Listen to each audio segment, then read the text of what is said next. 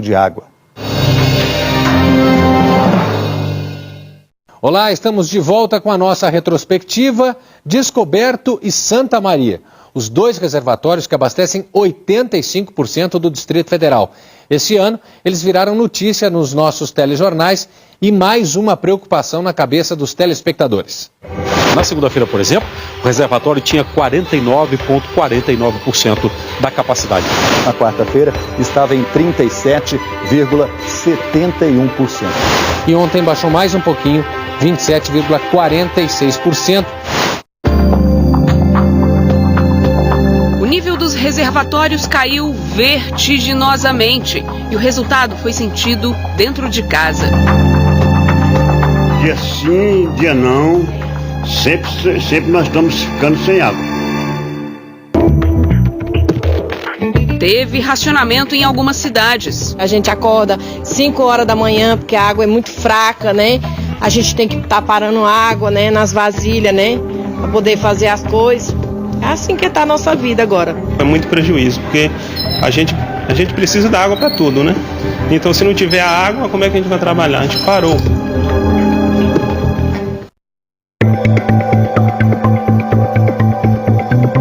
Foi um ano de pouca chuva e muito calor. Mês passado, março, choveu 16% a menos que a média histórica. E neste abril, nem sinal de chuva até agora.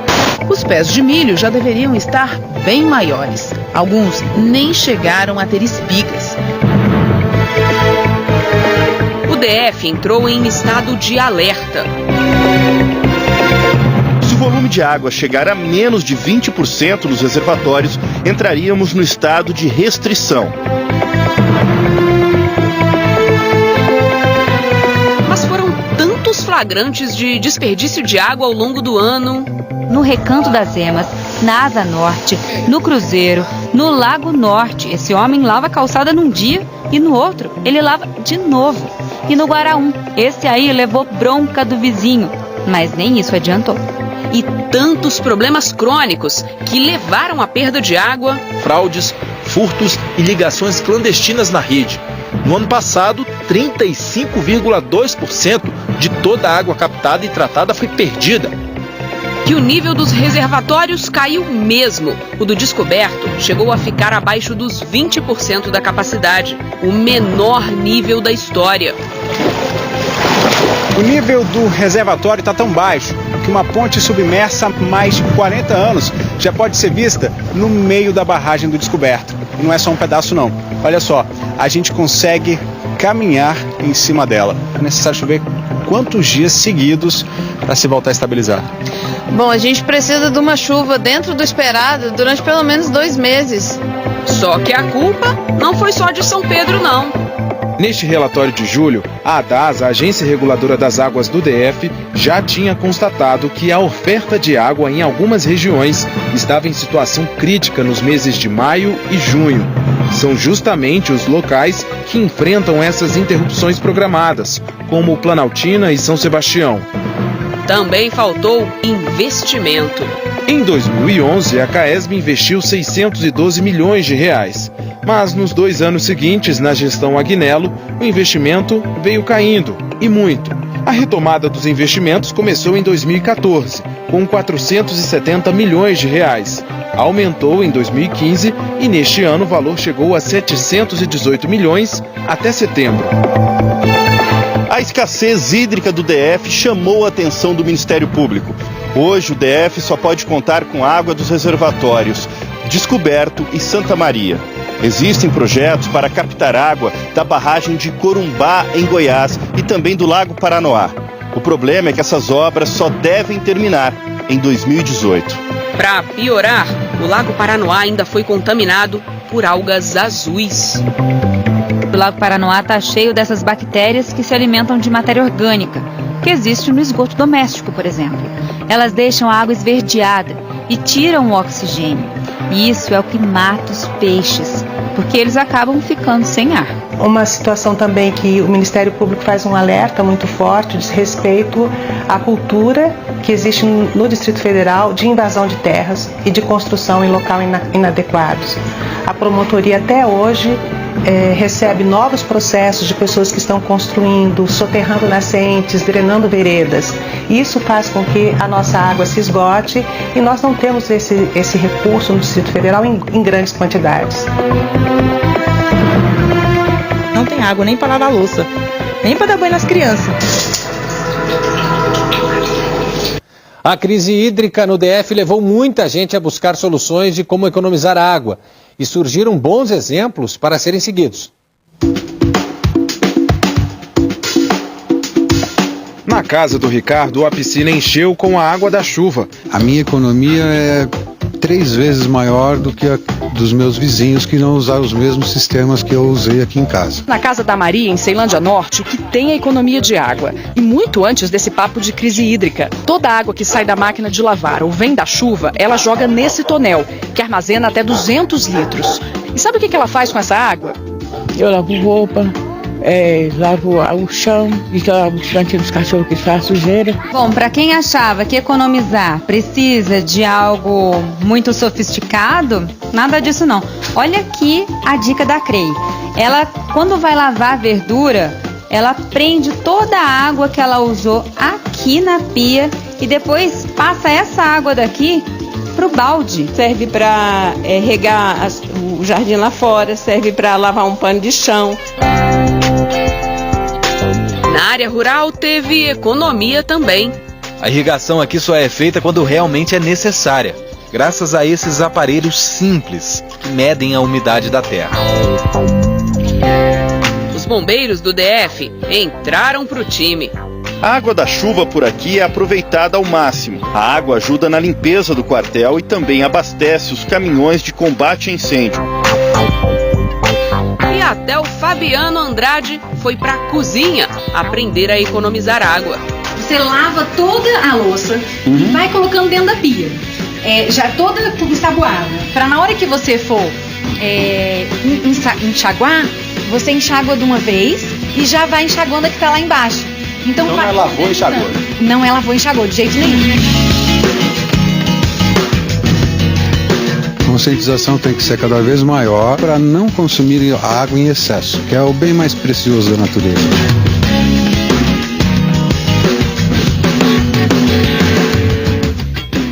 Foi preciso aproveitar cada gota mesmo, porque esse ano as chuvas foram escassas. Pelo Instituto Nacional de Meteorologia, mostra como choveu abaixo do esperado esse ano. A gente vai dar uma olhadinha na tela aqui, com um gráfico que mostra bem essa situação. Olha, esses espaços aqui em branco representam o que era a média, o que era esperado de chuva para esse ano. E o complemento aqui laranja mostra o que choveu de fato. Em janeiro começamos bem, choveu quase o dobro do que era esperado, tá? O excedente é representado por essa faixa pontilhada. Agosto um pouquinho acima da média também, do esperado. Mas nos outros meses todos tivemos chuvas muito abaixo do esperado. A gente vê aqui fevereiro, menos da metade do que era esperado. Abril também choveu pouco. Outubro e novembro com registros abaixo aí do que era considerado o esperado para que tivéssemos um nível mais confortável nos reservatórios. Por isso essa crise toda que a gente viu. Agora teve um dia, aliás, uma noite, que causou um estrago gigantesco em Samambaia.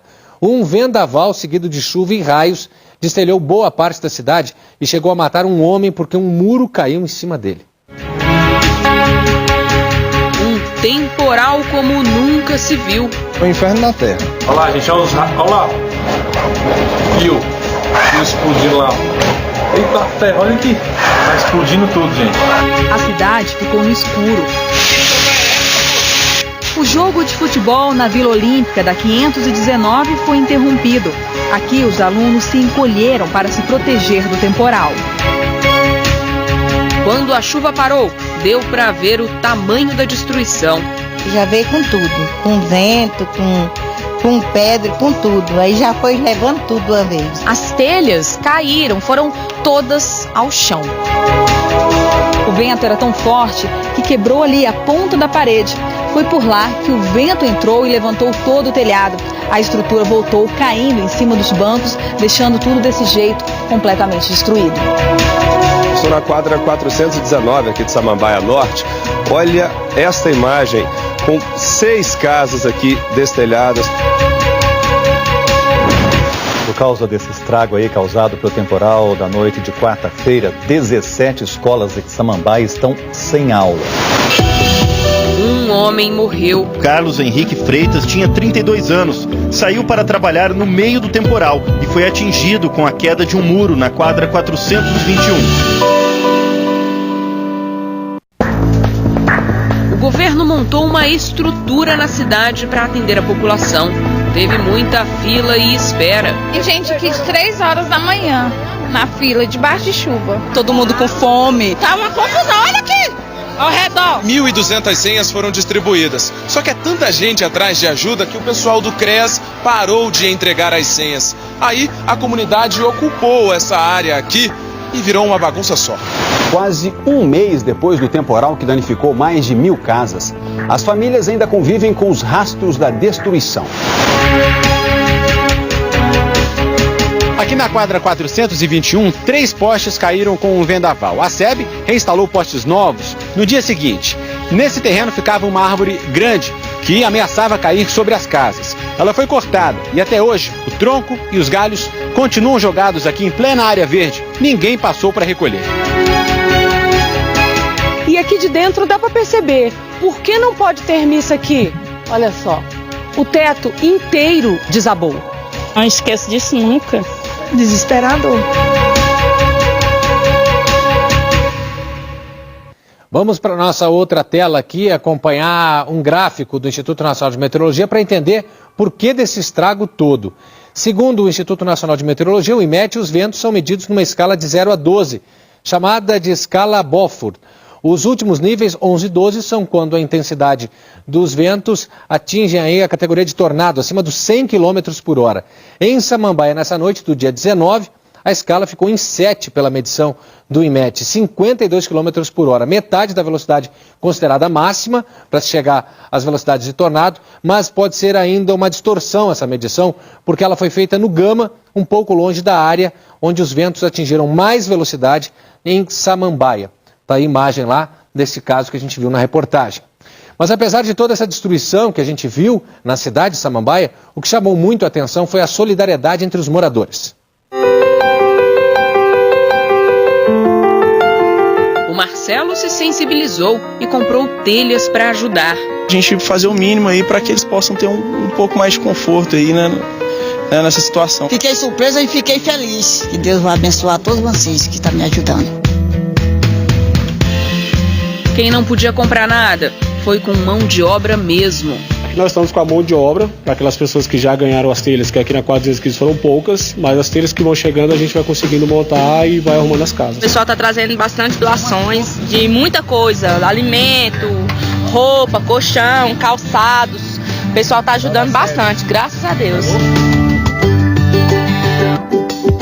E no meio da noite fria e chuvosa, este grupo preparou uma sopinha para aquecer o corpo e o coração de quem precisa. Tanta gente que está sofrendo, né, com essa catástrofe que aconteceu aqui, e nós estamos servindo essa sopa. Dá para tirar uma lição, dá para tirar uma iniciativa dessa aí, por exemplo, dá para ver quem é que está do nosso lado realmente.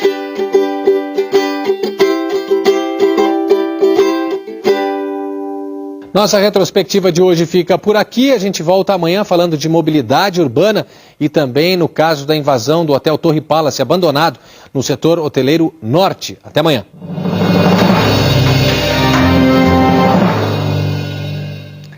É isso, e chegou a hora de falar de esporte. A Stephanie Alves já está com a gente aqui no estúdio com os destaques do Globo Esporte para daqui a pouco.